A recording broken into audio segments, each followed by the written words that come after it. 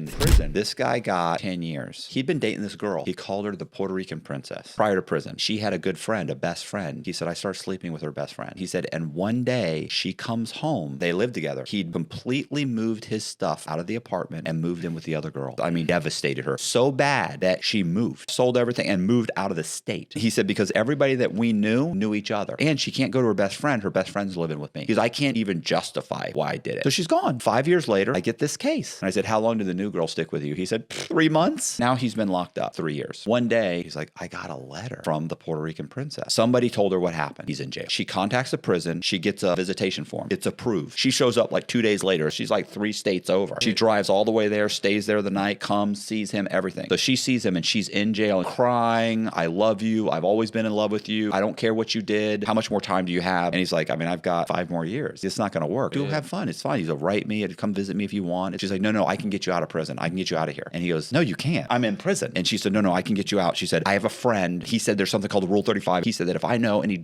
dealers, I can get you out because all I have to do is wear a wire and set them up. And then if they bust them, and he told her, he said, no, he goes, don't do that. You could get in trouble. So he said, I told her, no. So she comes back about 3 months later. I said, what happened? He goes, she said she came to tell me she made a buy. He said, a few of them. I was like, wow, that's serious, bro. And he's like, it is serious. A month or so later, she comes again, same thing. She's like, I've made some more stuff. The DEA said it's a solid case. They're probably going to do something. And it was a year later. I walk into his cell and his cellie was there. He looks at him and he goes, tell him. And he goes, looks at him there like, he's like, and he goes, Cox, I swear to God, you can't say nothing. And I was like, what? And he goes, he's going home. No.